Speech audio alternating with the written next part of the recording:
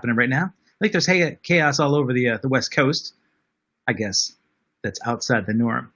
We have some fires happening, so I'm outside my normal studio. I have my wonderful friends Keith and Cheryl for hosting the All Access Live with Kevin Rankin show at the beautiful Thunderpick Ranch in Rockaway Beach, Oregon. So thanks, Keith and Cheryl and Rockaway, for hosting us here, and for Meryl Hale and Karen Chow for allowing us a place to evacuate safely a couple of nights ago.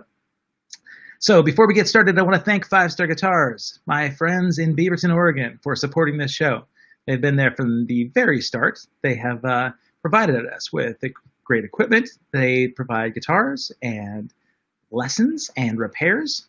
And so if you are shopping for guitars and you're not in the Oregon area, know that Five Star has no sales tax. You're going to save a bunch of money, get some great guitars. You're going to support local. You're going to support the show, which is all you need right now. So let me do this really quick. I just want to let you folks know that I normally host this show on YouTube. If you've not yet done this, go to youtube.com/allaccesslive with Kevin Rankin and subscribe. Typically these shows are archived there. We're doing something a little bit different today, and so I'm streaming to you from a variety of different Facebook environments. So if you check out the All Access Live show, you're going to find that I've got over 112 or 13 episodes of great guests that are all there. So if you subscribe now, you're going to help me out, and we'll have this episode uploaded right after. But I will be chatting with you. If you decide to chat from any of these streams, we're going to chat and ask some questions from this amazing human being. This friend of mine is known as the party starter in the greater Portland area. He's got all sorts of hats that he wears, but today he's going to provide us just some entertainment. Oh, here comes one of his hats right now. Which hat do we get? Oh, it's not the Intel hat, but it's the Panama Jack hat. Excellent. All right, so let's just get started with fun. We need some hilarity and levity in our life. So thank you guys so much for welcoming my friend, Mike Diamond. Thanks for being here, buddy. You're welcome. Thank you for letting me be. Well, you have 106 people more important than me that have been interviewed already. 112 or 13, yeah. 113. I think so, yeah. Yeah, but it's not that they're more important, it's just that scheduling-wise... Oh, I know they're more important because I know me. I just think this is a brave move for you to say, let's not worry about ratings or people or anyone's attendance. Let's pick this guy, this rando guy. Let's pause there for a second. You said let's not worry about ratings or people. The reason that you're on here is because I do care about people, and I know you do too. I know. That's one of my favorite things about you is that you are a very giving individual who's been supportive of the community and your fellow man. I talked about Five Star Guitars, and just before we went live, you had some representation there. So I don't have my Five Star hat, but you've got. Hold that up the camera. Here, we're just going to make this front and center. We're going to make sure.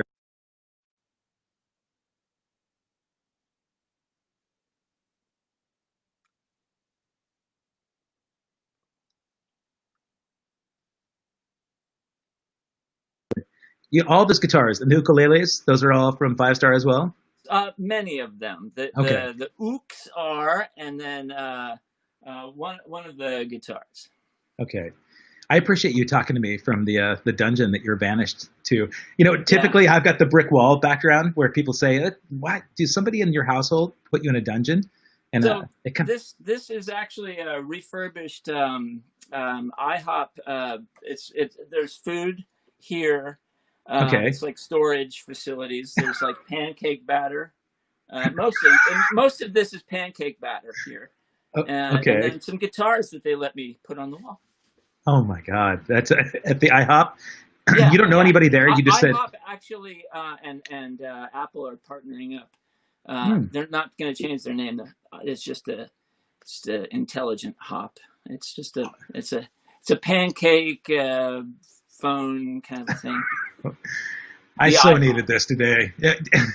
You mentioned the intelligent pairing. So Intel. Speaking of Intel, you've been at Intel for a long time. Oh, you got the Intel hat. What? It's all staged. This is perfectly timed. Was this your 30th year contribution hat? Your recognition for your hard work? So this thing. Oh. It's it's semi-retro. It's like pretend retro. You know how like old stuff is cool? This is I new old stuff. So like I basically some marketing people said, wouldn't it be cool to bring back that old logo? And I was like, I mean, it's cool to me, but yeah. I'm not cool. So yes, give me that hat and I'll wear it around campus and see what people think. And people thought it was cool. And then How long have you been there? a long time. You, Let's you see, can't the talk about how long. '90s, the '90s. Wow, that's incredible, man. So Yeah, yeah, you've I got almost contracted for a couple of years, and it's funny because like as a Mac boy, I still kind of like the Mac. yeah. But so when I got the gig as a contractor, I was like, this place is stupid. I'm not gonna stay here. I have to work on a PC, and I wasn't very PC about my thoughts about it. And then, on my freelance work, I was passing it off because like Intel has infinite work. And so I just like give away all my clients. And then pretty soon, when the contract ran out, it was like, oh, it would take forever to build a client list again. So I took an offer I couldn't refuse, and they've been very good. Have they? All right. It's an interesting thing, the technology world, right? I did tech for a while. I was at Mentor Graphics for some Yeah, yeah. time. It You provided me, yeah, well, big company, and it was a great place to work for a while. And it allowed me some freedom so I could go out and tour and do my rock and rolling until we got this new management team that was very conservative. When they found out that I was playing rock and roll, I became the devil. So it was a great time for me to walk away. But this is really nice. I see in all different environments that we're streaming in right now, a lot of your friends and different people like Jason Fellman saying "Solid Gold." So I forgot to give you that moniker, Solid Gold. Mike Diamond, right here is. I have a lot of names. People on Facebook, half the people don't even know that Mike Diamond is your real name because you have an alias, right? You've got an alter ego. That came out of my real Intel job currently and for a while has been information security and privacy and teaching it. Okay. And at the time that Facebook was just blossoming, the thing my side lighting went away. The thing at the time to do on social media was not use your real name. And I had even written internal articles about, you don't have to be you because people can find out who you are and stalk you and do bad things and steal your identity, etc. And so I made up a name, and it actually, I mean, it has history, it has meaning to me. It's like an inside joke to a couple of high school buddies, but it doesn't really have meaning. But you become your fake name. It happens. Right. Yeah, well, I would imagine more people than not introduce themselves to you. Hey, so you're Marcus Funky Town James. I'm so and so. And so there's significance to the name, you said. From that does happen. In fact, people will introduce me to other people as Marcus, and I am Marcus. I answer to it, and it's fine. Yeah. Well, have you done any kind of like legal name like assumption? Oh, well, so, Facebook will kick you. I'm sorry, I'm doing a light thing while I talk. So that's okay. Pardon my dust here as I give myself side lighting so that I look human. So Facebook, of course, does a thing where they kick you off if you're not you. Yeah. And so sorry, I feel like we're watching you code right now. At a time. It's like, what's my password? And now everyone knows it. Oh, and I got it wrong. We can't see your password there. Sorry? We can't see your password. You're cropped. You're good. That's Information Security 101. Show everyone your password. That's right. On stream. See, now I got side lighting. I like it. Nice. So Ihop has treated you well there. You've got a great little bunker. Yeah. I mean, I've got power. I've got they furnished me with coconut water. Oh, nice. Yeah, this is the best coconut water if you're gonna, after a night of music that This is will, maybe music in a car, Jason, um, and maybe you've imbibed some delicious non thirst quenching beverage, and this is the thirst quenching one that fills you with potassium and other electrolytes, I believe. one would hope that Harmless Harvest has done some sort of product endorsement with you, so that they're getting all this Well, valuable. you notice I had to put label out, so right? Yeah, that's. If it's not already there, placement is not new to me. Yeah, there are so many folks that are chiming in from. Looks like we've got Germany, South Australia. I know that we've got the UK there, and my friends up in Canada. So I feel like we're covering most areas of the world. So, folks, if you guys don't know, Kyle Balta says he's the best get things going dance party starter he's ever met in his life. He loves when this guy's around. Lots of people are sharing videos of you doing wild mic videos right now, which is nice. So thank you, Canadian Dave. For those of you that are outside the area,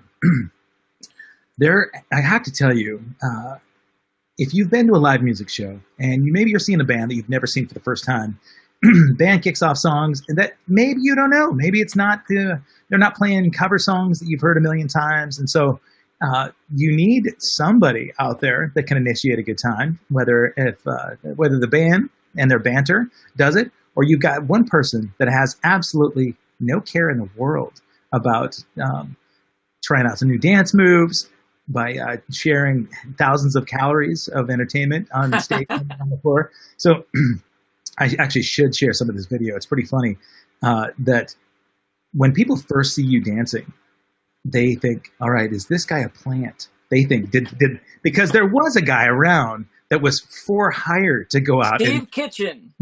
That's the dude. Steve Kitchen. Yep. He approached me. Because he wanted to go in partnership with you? Something like that. Or you were moving in on his territory? It was weird. Yeah. It was flattering. Yeah. I think. Yeah, let's go with flattering. It was interesting. He was like, yeah, I do that too. And you've probably seen me around and stuff. I was like, yeah, dude, I just hear music and I want to dance. But what do you got? What do you got? What do you got? And then he had a business card. I have it somewhere. This is, you know what? This is almost like Daniel and Cobra Kai, right? This is almost like the predecessor. Which one am I? Well, I think that guy was kind of bully. He was kind of the Cobra Kai, and you were Daniel. You had the flying mantis kick or whatever, the crane, right? Yeah. Because I haven't seen that party dude around anymore. And you, here it is, right here. That's actually one of your dance moves, isn't it? I think it's when I cramp up and I just ease up. Pre-hydration. But I turned it into a dance move because people were like, "That's cool," and I was like, "Oh, yeah, all right, no coconut water for the next hour."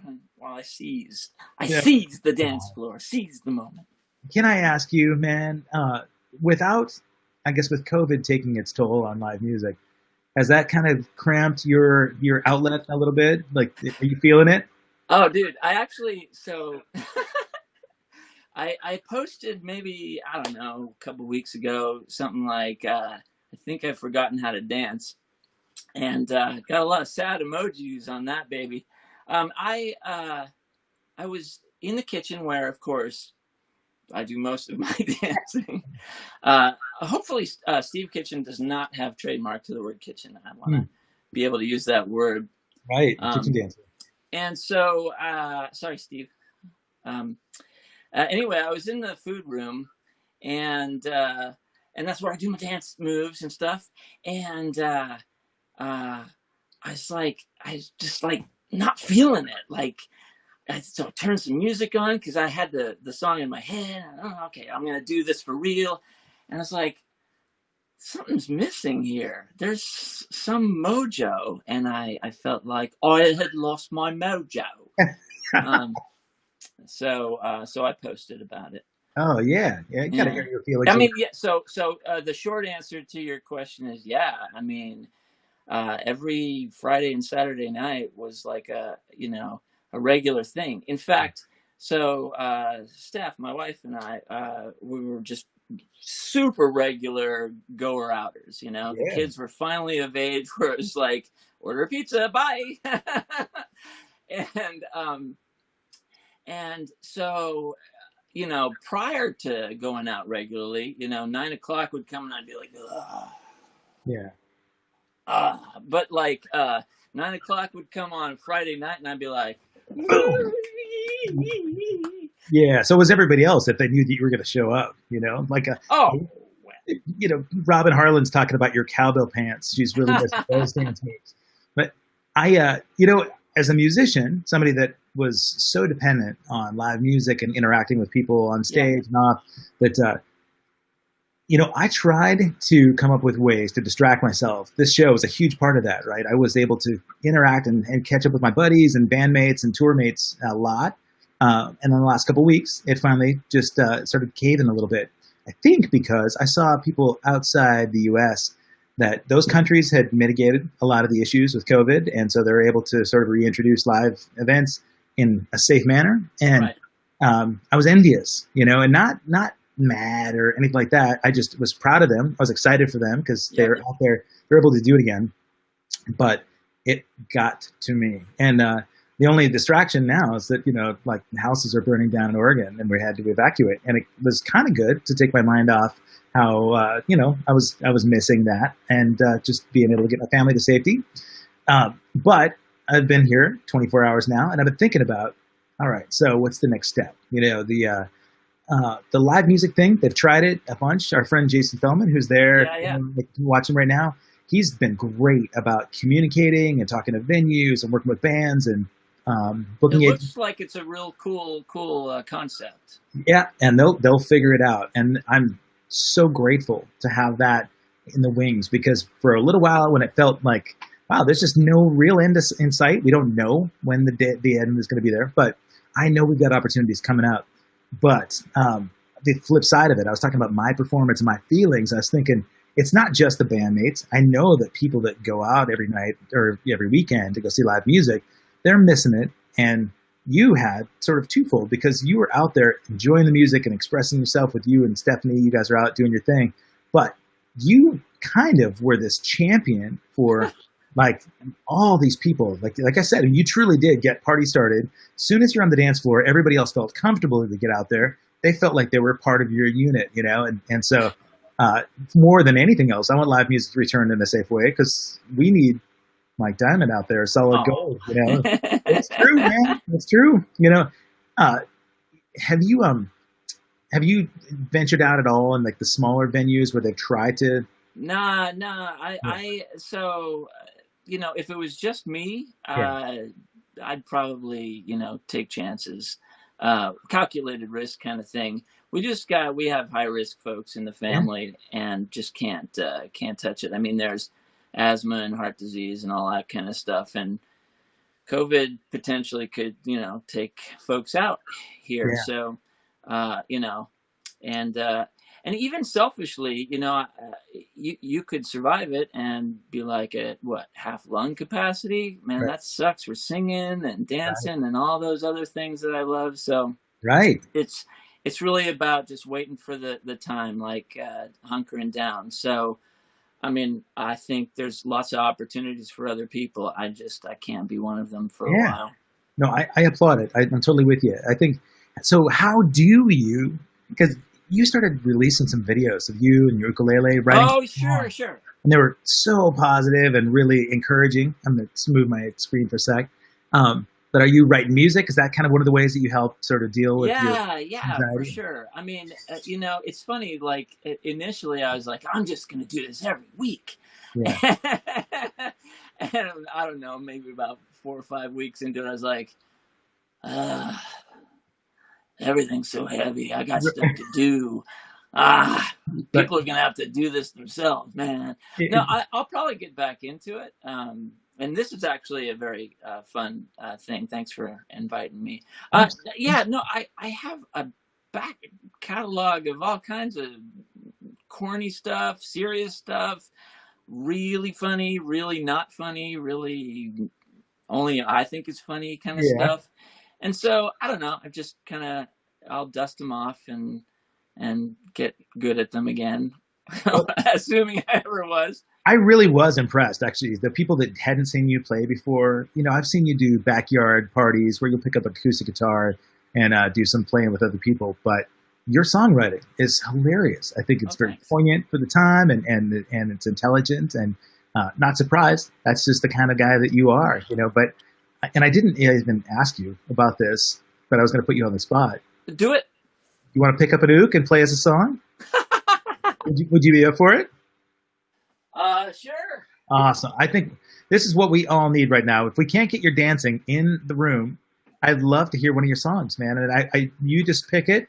I think if you can bring some humor and some positivity in it, then more bonus points to you. Okay. Well, sure. Why not? I love that 5-star guitar ukulele, by the way. That's really nice. Nice. Yeah, it's 5-star guitars. Thank you very much. This is a Kala. Okay. It can be seen here. Where's the light? And it's got a little tuner and nice. All kind of. Yeah, buddy. They're nice. So I geeked out. I geek out all the time about space and astrophysics and stuff like that. And so I just kind of went on this sort of tear about writing songs about outer space, and some of them are, well, they're all kind of corny, but I'll just figure out, try and remember one here and see how it goes. Nice.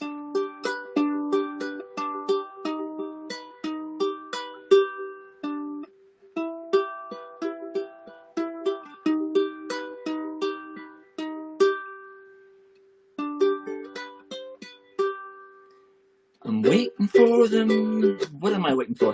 I'm waiting for the meteor. I'm waiting for the meteor. Things will be much easier when a storm from the sky with no reason why fast forwards us to the end. I'm waiting for the meteor. I'm waiting for the meteor to flip us to the final page of the play we perform, and we'll be so warm when a hot rock knocks us off the stage. Oh yeah, a hot rock knocks us off the stage. The scientists and Zionists and falling from the scientists tell you it's coming down. They wave a lot and say a lot about how they've got to pay a lot to get things off the ground. The bureaucrats with TurboTax and folks who like it where it's at will tell you things are looking great. They sign us up and line us up, the best of us will shine us up and promise that we'll never pay.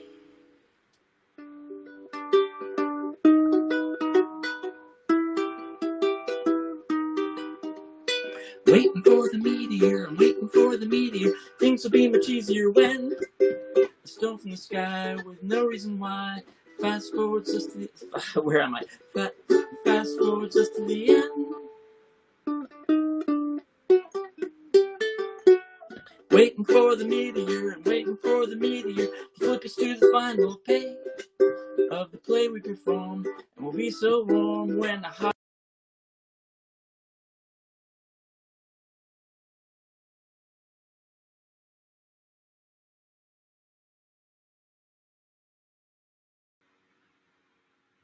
know that I liked waiting with you. Won't be shocked when the shockwave hits. Most folks will think one thought, that's it. But you should know that I've liked waiting with you. The bigger it gets in the telescope, the bigger it gets in the telescope, the smaller in my heart, my hope that the trajectory corrects unexpectedly. Until then, my friend, I'm waiting for the meteor, waiting for the meteor. Things will be much easier, waiting for the meteor with you. Oh yeah, buddy, that was so fun. We needed that. That was awesome. Yeah, thank you. I had a little tiny internet drop in the middle of it. I was hoping that they didn't miss part of your song. I think I dropped, but you were solid. So, man, yeah, we needed it. We needed the humor. We needed the science. That's all part of what needed to happen right now. Science. Yeah, man, absolutely. Yeah, that's what Cheryl Bland jumped in on. People here have been talking about this, and Cheryl's one of them that just said that you're part of the show. You're kind of like you're the MVP in so many live music experiences.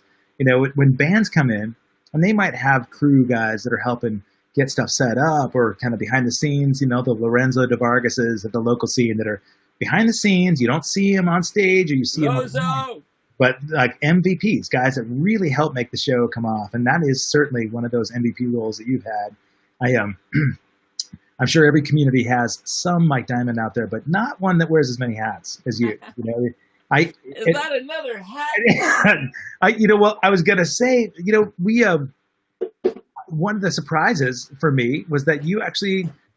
We knew how funny you were, but you actually did a stand-up stint. Oh, this is perfect for it. Oh my god. Oh yes. So in the next, are you throwing your hat in for the next election?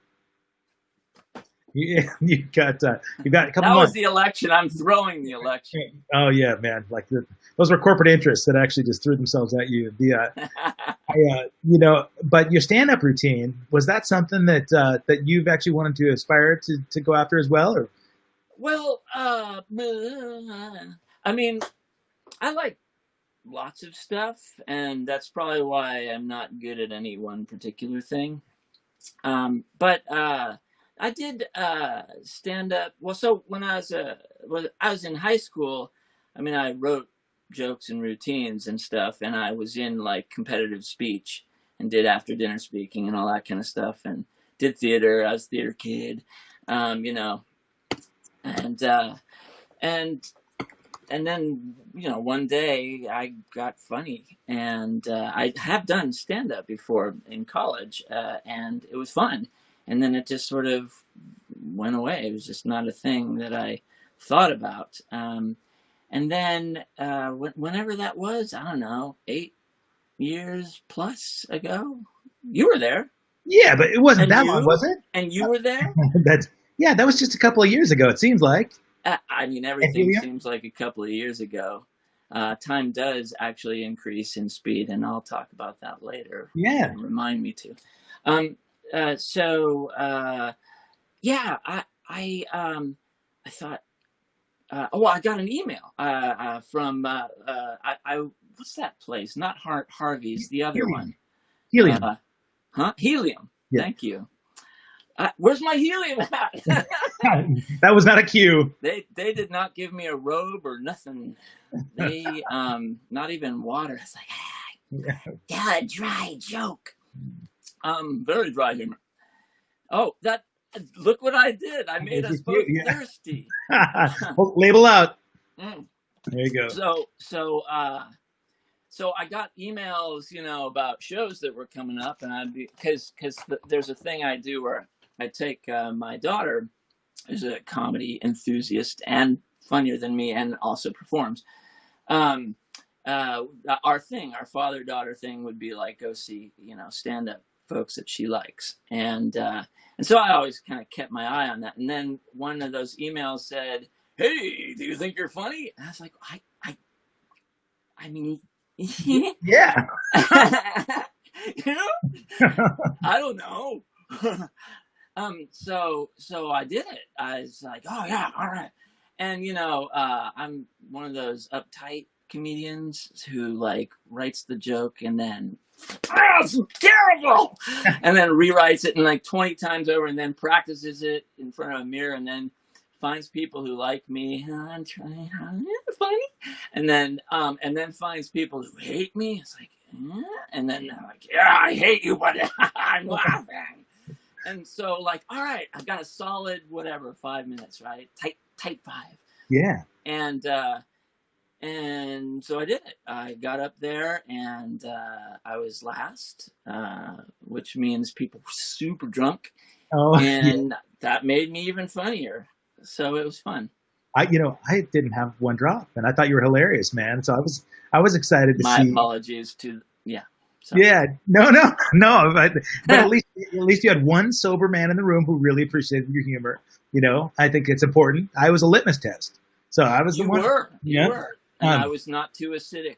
I was out between alkaline and I don't know. Isn't that litmus is a base versus oh my acid God. test? We're all about science today on this show. So let me ask you. I'm going to go back to this, but I do want you talked about saying that science actually does increase in velocity and speed. Like Oh, time. Yeah, yeah, yeah. time, time, yeah.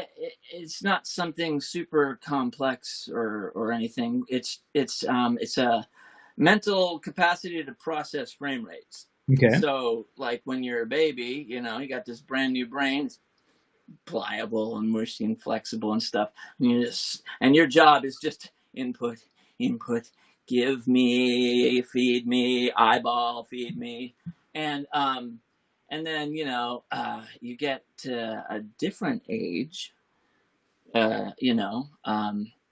handy capable age, and oh, my side light. Oh, it's better.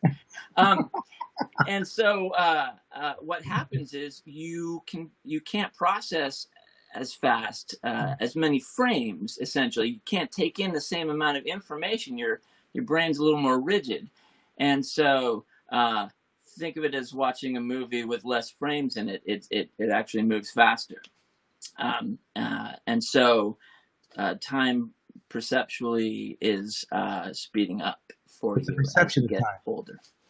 Perception of time. Yeah, yeah. Yay! Well, because like as we all get older, we've been talking about this, right? We've been saying, like, wow, time is flying so much quick as you get older, and you think about, environmental crises and everything else happening right now, coming at much quicker rates. Yes. I keep looking out the window, looking at the smoke. So since I'm on the Oregon coast right now, and the moisture in the air is grabbing the smoke, and those particulate are holding longer, right? So it just looks like one white sheet all the way out into nowhere. If you go right up to the water in the ocean, there's no ocean to see. You just see beach going into white, and it's strange, but it feels a lot safer here than it does back home.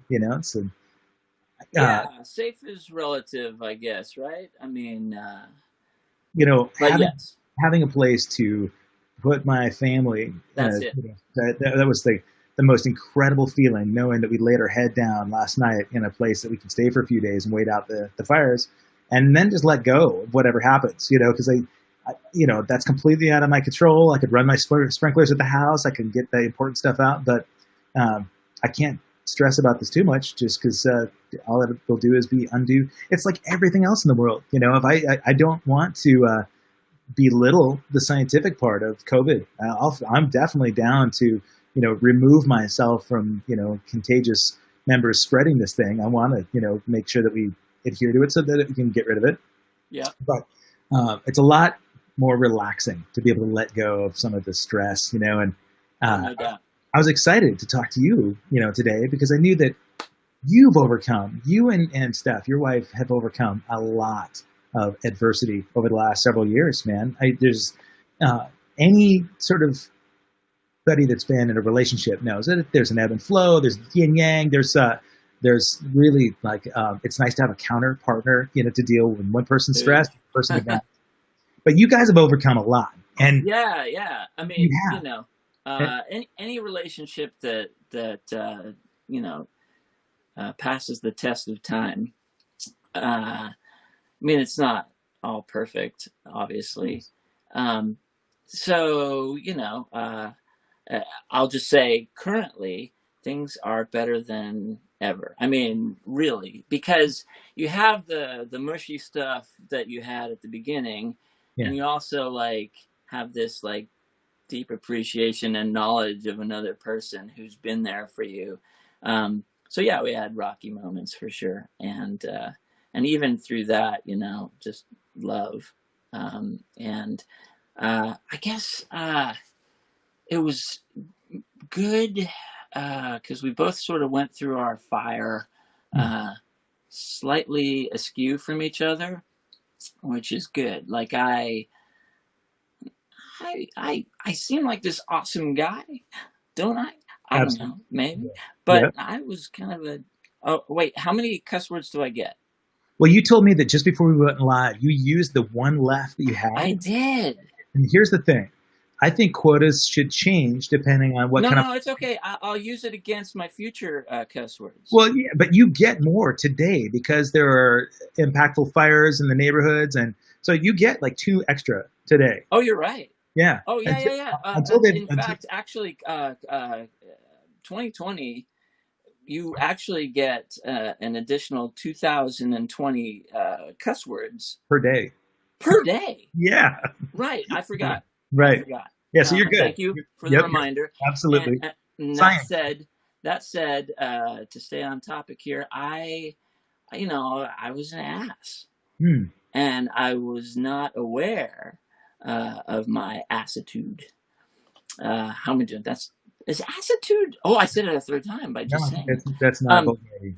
I No. had a bad attitude, and and I just was not. I don't know if I was non-introspective or what. I just had blind spots, and I probably still do. Everybody does, but I got better at not being that guy, um, and just being honest with me. Yeah. And I don't know. It just I had to rise to the occasion, basically, and figure a lot of stuff out that I thought. So you probably remember, like I do, when in our 20s we knew everything, and it was like amazing, right? That was a great feeling. I Right. mean, Invincible. like, yeah, Yeah. everything, like Right. everything. Someone would say something, you'd be like, either you knew it or you're like, that's bullshit. Right. Shut up, Dad. Yeah. And so what's neat about the 50s, oh yeah, by the way, I'm in my 50s. So what's neat about it is, like, I don't know nothing. And it's kind of liberating, because everything that everybody says, it doesn't mean that you like, that's bullshit. No, no, I love eating bullshit. Two more cuss words. And I've been trying to not cuss. You got a lot to go. You're all good.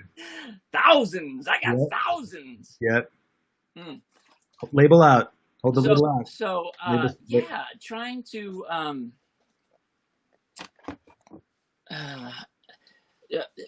you can be appreciative of people's stories, people's knowledge, and it's knowledge that works for them, right? And Right. maybe they're onto something, or they clue you in.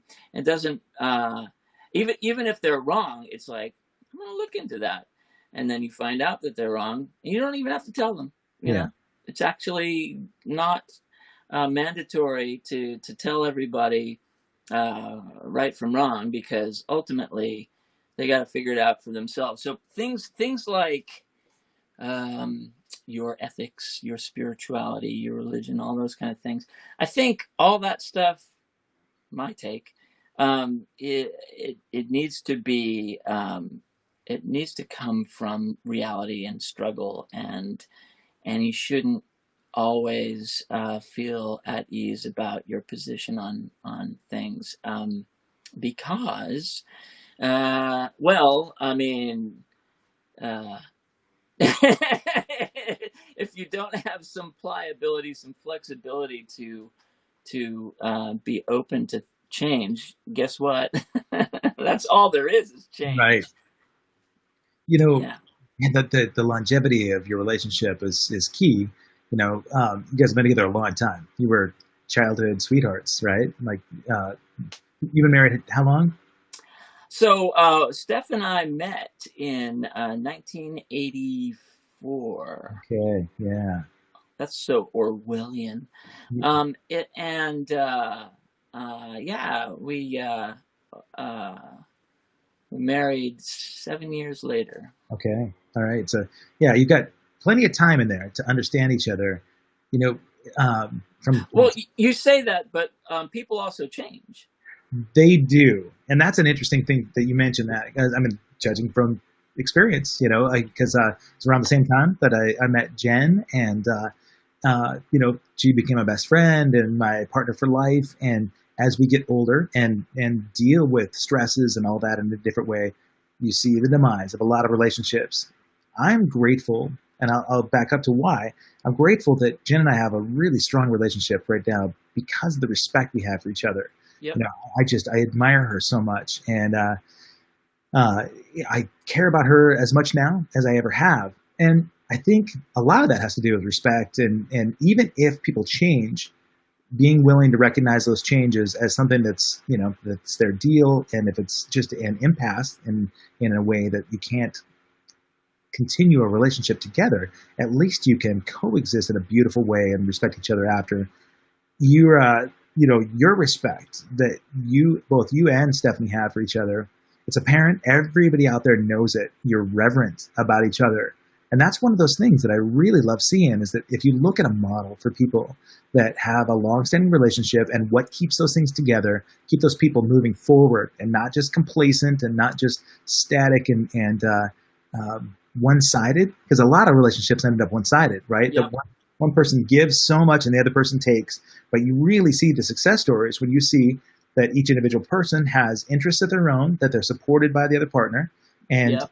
and then not only supported but encouraged and nurtured, and I think I've seen that a lot in both of you guys. And if you were to talk to your wife about you, she would beam with admiration, and it's the same thing with you. So I think there are so many things that I admire about Mike and Stephanie Diamond, but that's one of those at the top of my list because I know how difficult it is and rare it is. So when you see somebody out there, it's like watching an incredible band that just is firing on all cylinders, and you see good analogy.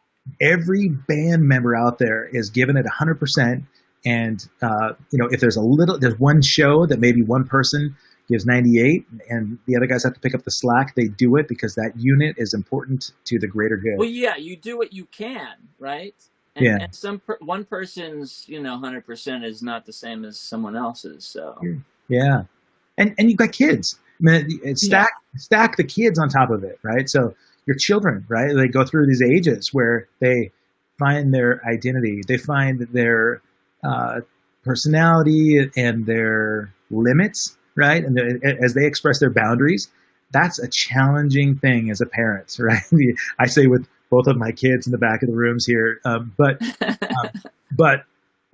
they see what you've done in a great way is model that respect for each other for them, so that if they're out and they find a relationship and both people are really working hard at this, at least that's an encouragement that they can take with them in whatever relationship they have. So yeah. You're doing your job right. Well, we'll see, right? Yeah. I mean, that's the corny thing is that like you don't get a manual with that kind of thing, and I mean you can go out and read those books and then be not it maybe I don't know if it's helpful. I feel like now that I got a 28-year-old, a 20-year-old, and a 16-year-old, that I'm almost ready to parent. Like I'm almost really close to being like ready for this thing. And to be fair, like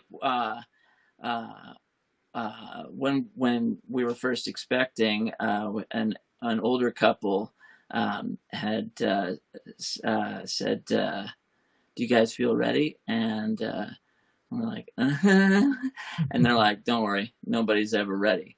Never. And it stuck. It stuck. It's true. You're never ready, and they're changing, and you're changing, and whatever. So it's like you start out with expectations, and little by little. I don't know if you can see the hands go down. Yeah, I'll give you more room here. How's that? No. We're going all the way to the floor. Okay. Yeah, no, I mean, at some point, and this sounds horrible to say, so I'll say it. at some point the expectation is alive. Like, are they alive? Like, you actually like have to, okay, hold on, wait, are they alive? And some people aren't Yeah. so lucky in that, parenting realm. So like, start there, like, and everything else is gravy. I mean, all these expectations don't mean anything to them, Right. except that you have those expectations on them. It's crazy, man. And then, one day your kid says something that you had no idea about, and how are you going to take it? Because also, most recently, my daughter is probably the one source that I learn more from than anyone else on the planet. Wow. And I read a lot. Yeah. So it depends on what you're reading. But no, I know that you're an avid reader and you're always sort of seeking real truth, like scientific truth. I mean, that's one thing about you that I know that factual information. You're not looking for, try. biased. Yeah, I mean, if anybody talks about how much they read, and then you look at what they're reading, and that web pages from fringe websites don't count. That's not like educational reading. That's It's, but I love that you're actually showcasing these guitars right now. This is so pretty. Tell me about like each of those guitars, man, because I've never seen you play electric ever. I've seen you play acoustic. It wasn't necessarily a cue, but I was going to ask you about. Do you have aspirations to play live music in a band, or is this? That's a great question. I don't know. I mean, I've been on stage a bit here and there. It's fun. Shout out to Red Light Romeos for having you. Oh yeah, I love them. Oh, yeah. Beautiful. Yeah, I don't know. I think the thing for me is it's not this passionate drive all the time kind of a thing, right? Mm-hmm. I mean, maybe in my 20s if I'd like focused on it and stuff, but I just got I went down the career family path and didn't really think too much of it other than a hobby. And the other thing is that it's a commitment. Yeah, it is. And it's a commitment to other people. And it's not, I mean, the thing that I really learned, helping other people schlep their gear, roadieing a little bit, and quasi participating in music with them, is that it's tons more practice than I do. I mean, I throw an hour, maybe two a day, if I, wow. But it's also band practice because I was in a duo, and that was a lot of work just for two people to like sync on a schedule and then show up to things and all the setup and that's again, like I said, two people, and then tear down and schlep out and then wait to the other bands and all that stuff. I mean, you love it, but it's also like I gotta. Yeah. Cheryl Bland just reminded me that we saw you at Meryl's birthday playing. Oh my God! Yeah, I forgot about that. That was fun. I can't remember our band name, but yeah, Karen asked if I could be lead guitarist, and I was like, I don't know. Am I a lead guitarist? I mean, yeah. I can play individual notes. So, yeah. Yes. The fact that you question it when others should but don't, I think is a good thing. I mean, we're just having some fun, and that was the intent, was just to have, be at a party and have some fun. Emily thinks it was called These Guys or Those Guys. Was that? Oh yeah, so that's the duo. Yeah. Okay. With Mark Logan. Okay. Yeah, Mark Logan, perhaps one of the greatest guitarists on planet Earth. Taught me a lot about guitar, actually. I mean, okay. I'd totally be like, you're going to take that. He's like, actually, two people in a composition, you're going to need to take some of that. And he'd show me, he'd like break stuff down, you know, Yeah. and be like, no, here's how, and this will be good. And yeah, he motivated me to be a better musician. So big shout out to Mark. Yeah. You mentioned wearing all these hats. You said, it's why I'm not good at anything. Being a jack of all trades, master of none, is kind of like a role that, or a label that you could put on most people. Spread themselves too thin, and there's no possible way that you could really get great at anything. Somehow you figured that out. I didn't even know of this, but Cheryl in the chat here is asking, have you talked about the game that Mike created? So you're a game developer too? Like, was I this have many failed games. Oh, yeah. Well, can I talk about failure? We all need to talk about failure. Here, I'm gonna spotlight you so you can talk about it. Yeah. So failure.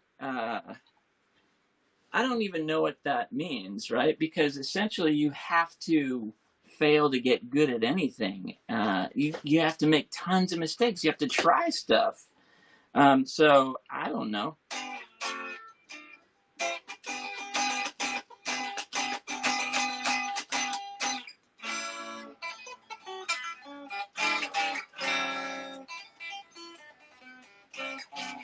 Like, I don't know how to play guitar. I never had a lesson. I just picked it up one day and just started screwing around. And I sounded terrible. And I probably still do sound terrible, especially if you're a good musician. But I didn't care. Like, I was just playing for me. And it's something that feeds me. So I find that every artistic endeavor sort of leverages every other artistic endeavor, not because, drawing helps you be better at music or anything, but understanding the process, that you have to drill some details, that you have to, study the bits that you don't understand, or, just you put the time in, and you have to make mistakes, and you have to figure out how to fix them and all that kind of stuff, or even be okay with them, right, and move on to something else. All those lessons that you learn in any art apply to every art, and so that is kind of my way to get past stuff. When did you feel like you had sort of encountered that belief that failure was that catalyst for progress? Well, I mean, so I don't, like, I only have one person. If I'm competing at all, it's me, and that's a cornball thing that everybody says. But, like, don't get me wrong, I want people to like me. Everybody wants people to like them and stuff. But, like, if nobody liked me, Steph has said this before. She's like, you on a desert island would pretty much be the same. You'd be like laughing at your jokes and like playing your tunes, right? And that so. Sounds right. Yeah, it's fine. I mean, I appreciate feedback. I think if your goal is to make something that other people can resonate with and appreciate, then yeah, feedback. Yeah, tell me. Yeah, what do you think? But, like, I don't know. Because I'm not a pro in half these things. My goal is just like, hey, I like that. Did I like that? No, I didn't. Okay, make it, like, stop it. Do the thing you like. And so, yeah, I'm trying to please me. And if other people like it, it's bonus. It's like gravy. It's a real authentic way to live, man, for sure. Because I think at the end of the day, it'll help you sleep at night. It's inspiring to your kids, right? If you're trying to leave that kind of legacy where, you're not afraid to take chances, but if taking some of those chances brings you to a place that you really appreciate the accomplishments you've had or the new experience you've had, and whatever it is, from musical to exploration of any kind, cooking, dancing, whatever, technology-based things. Yeah. I think that really is an admirable thing, because it's very easy to get stuck in place and not feel like you're making any progress at all. I'm very guilty of stagnating in a lot of ways. I am. Yes. Well, we all are. I mean, that's that's the thing. And if you have limited time, like you were talking about, Yeah. at some point, um, you're allowed, especially in 2020, you're allowed to give yourself some forgiveness for just like going back to things that feel comfortable, right? Playing those 80s tunes over and over again, or it, your And drum patterns that are comfortable to you, and just right. lock them in again or whatever. And instead of grow, whatever the hell that means. Oh, hell, I used hell. Oh, Yeah. I used it 3 times. Yeah. So, Cheryl said something about multiple uses only counts as one. So you can use hell as many times as you want. oh, so new cuss words. Yeah, you get 2020 completely unique cuss words per day as your quota.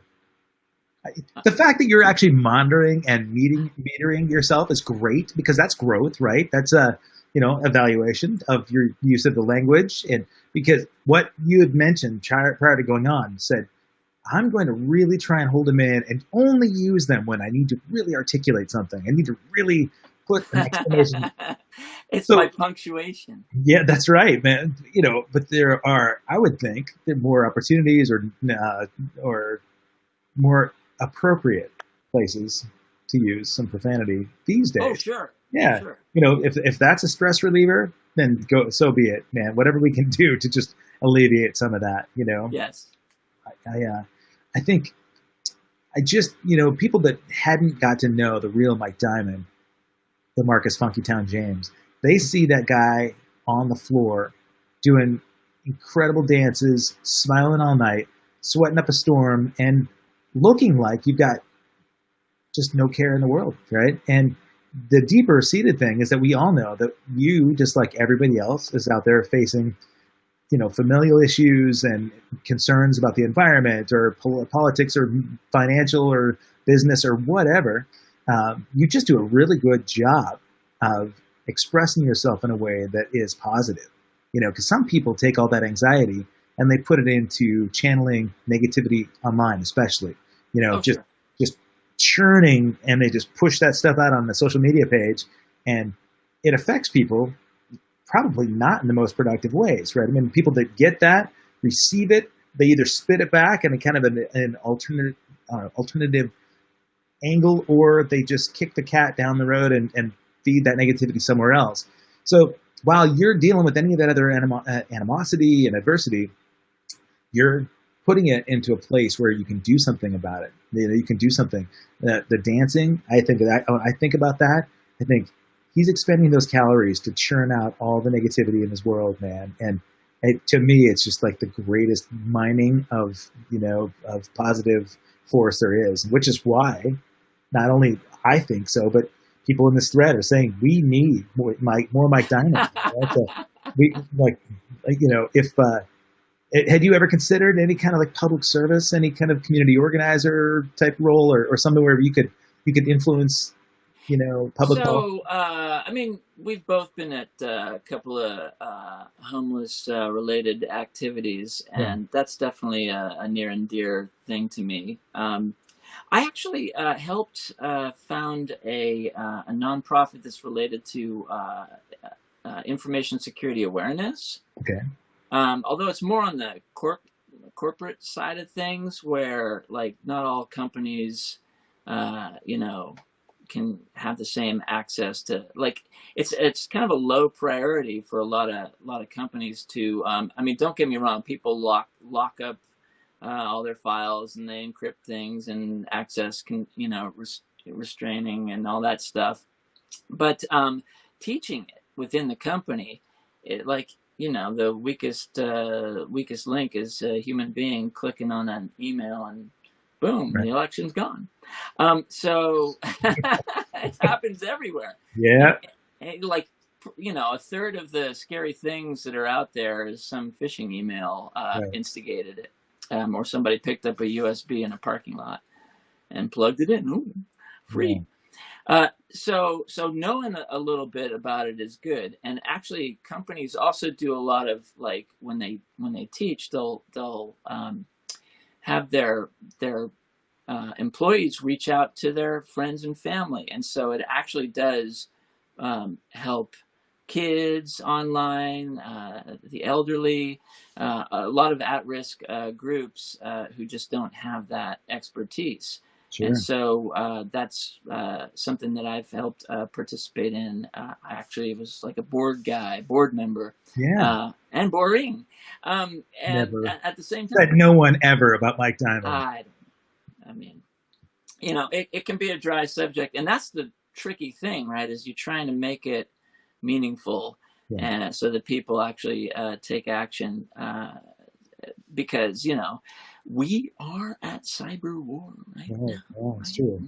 right now, and if you don't think it matters, you were just talking about all the animosity online. Right.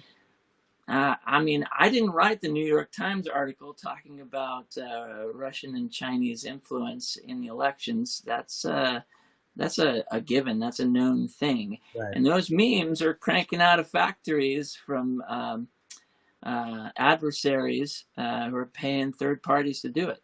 Sure. And it sucks because it's having an impact. And so that's where I try and play. I try and make my work life and my passion to just sort of do that kind of work. Oh man, I mean it's incredibly productive and helpful. What's the name of that foundation that you're on? It's IASAP.org. Okay. It's I'd the love to. International Association of Security Awareness Professionals, Okay.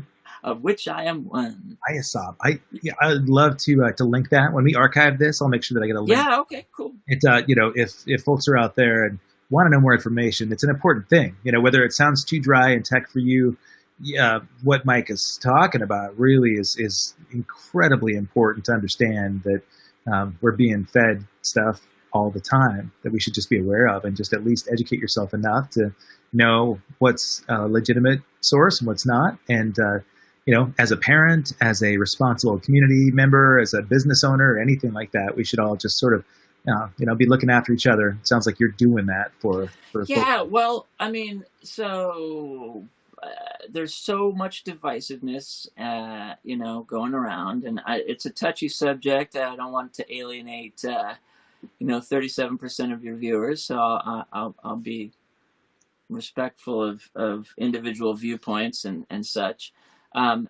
Again, like as a kid who went to journalism school, as a kid who took science classes until he got fed up with them. So there was no more science to learn. I know everything. I'm in my 20s. Right. I'm on the side of evidence. Yeah, for sure. So there's ethics. Being a good person, ethosphere. What makes what is the foundation of ethics? And I like to simplify things because everything's so simple. No, yeah. But my way of simplifying it is you need two things to be ethical, and that is you need a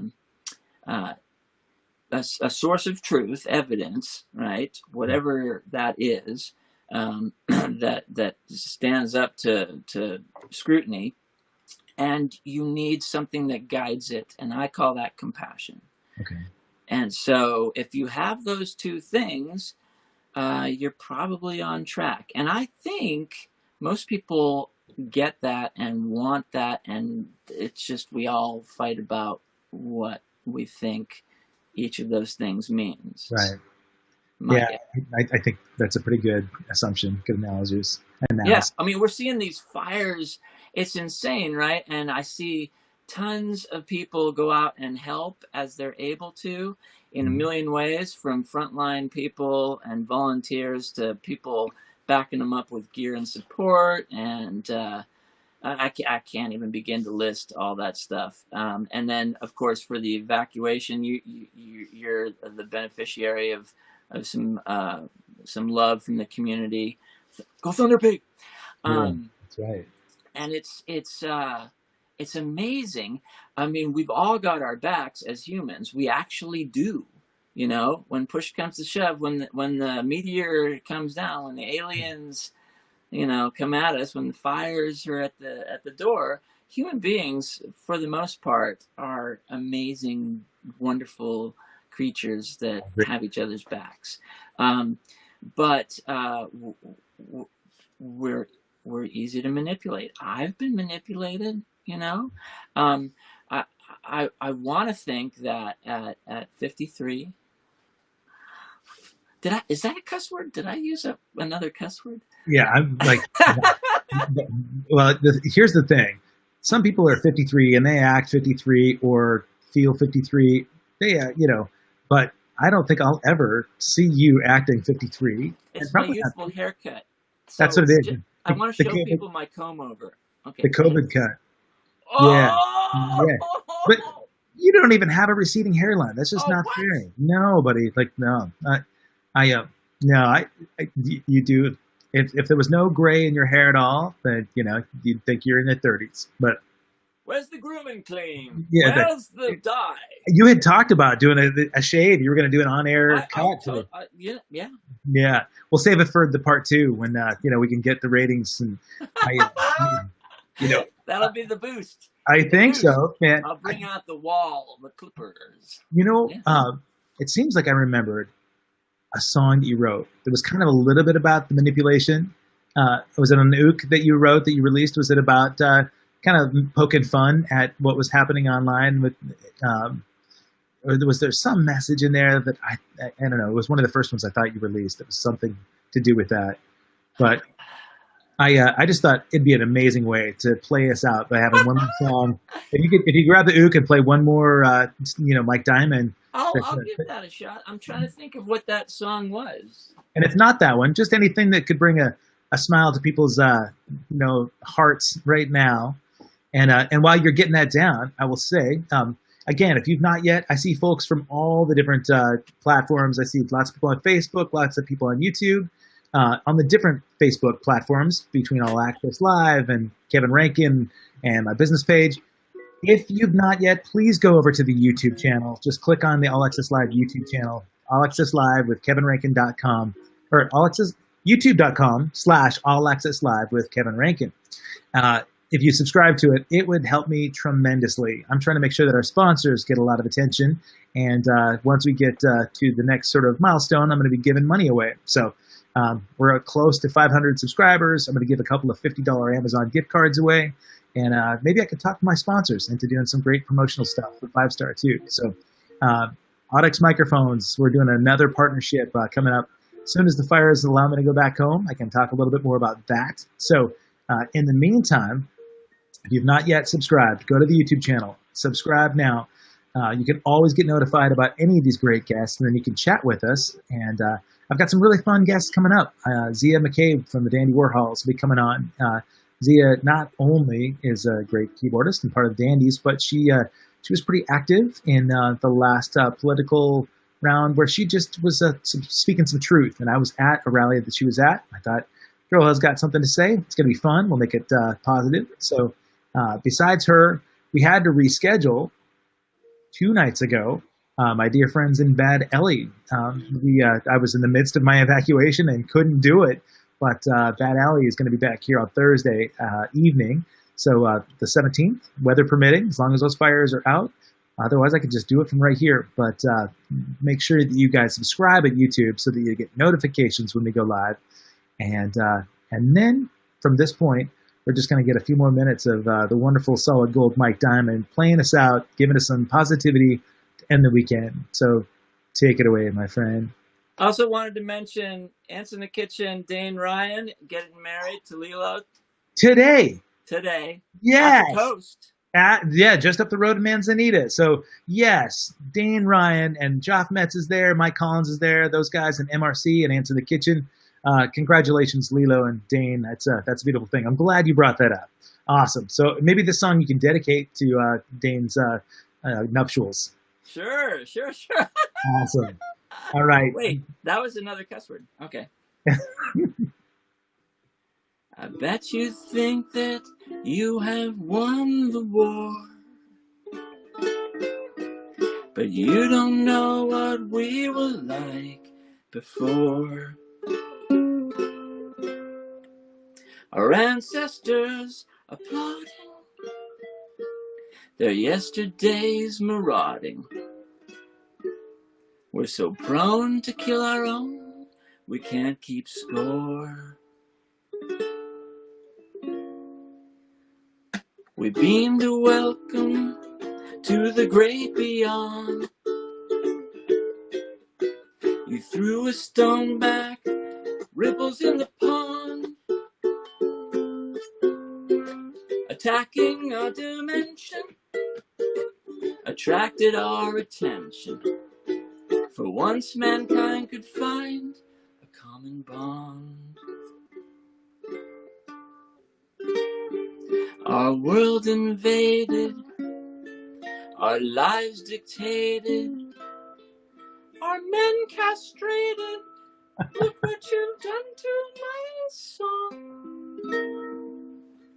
Now we know that our science is wrong, and we see all our gods have gone as humanity dangles in your tentacle tangles. Our remaining vanity, our waning sanity, clings to one hope as you tighten the rope. Now you recode and you reshape those damn descendants of the ape. But as you enslave us, maybe you'll save us from us. Though your colors restrict our movements, I find them a slight improvement. For as you enslave us, maybe you'll save us from us.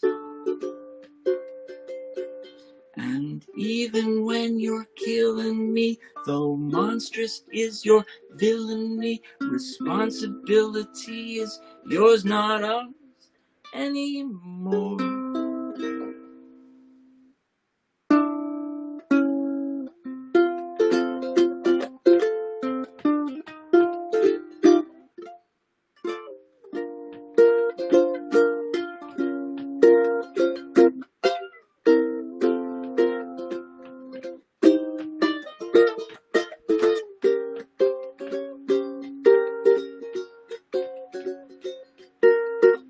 Pulled us from the brink of extinction.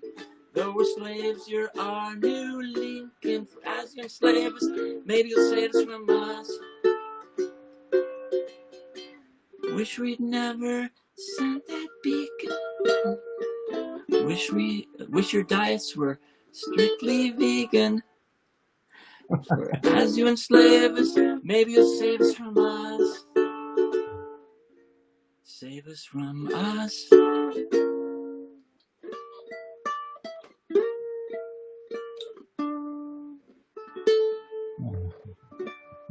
Oh, look at the reach. Oh, that is amazing, man. So beautiful, buddy. That and so appropriate, you know.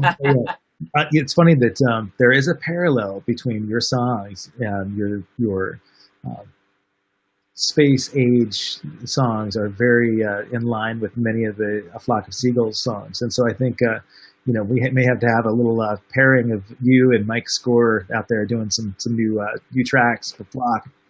I think yeah, you could get some inspiration from you, my friend. I can't tell you how much I appreciate seeing you here. I miss your smile. I miss your dancing. I miss you and stuff. And I know you've got so many fans here. The chat streams are all blowing up here, but everybody is appreciating not only your humor, but your musical contribution to today's show.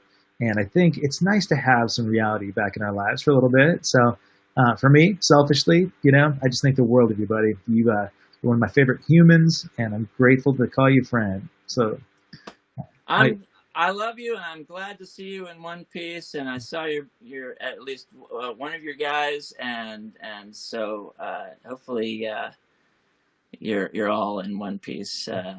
We're safe, thanks to the Thunder Pig and Keith and Cheryl. Man, we're good. We feel like just incredibly blessed to have something here.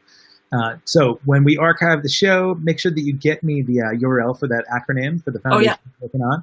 I'll post that, and if you are just loving this great human being, he's known as Marcus Funkytown James on Facebook. I'll put his link out there as well, and then hopefully the Intel privacy police don't come raid me. And congratulations on all that you've done, man. Really, just overcoming negativity, kicking butt with your beautiful bride, and everything you're doing with your family. I'm just proud of you. So hug them for me because I can't do that right now. And then we'll share some hugs once we find the cure for this pandemic. Cool. You got it. And also hugs to Nolan, to Caleb. And I'll give the ones to the Jen. pets too. Yeah, yeah. She went back today. Jen went back today, but I'll make sure that I hug her when I see her. And again, thank you guys. Thank you so much for watching, everybody, and for chiming in on the chat. Great guest this week. Can't wait to see Bad Ellie back up here. Sorry to have to reschedule. Bad Ellie, one of the best bands in the whole region, man. I can't wait. So, yeah, love to everybody. I'm glad people are taking good care of each other and be good humans. We want decency. That's what we want. So have a fantastic weekend, everyone. Seahawks play tomorrow. Go Hawks. Woo! And enjoy the smoke while you got it. All right. Take care. See you, everyone. Peace.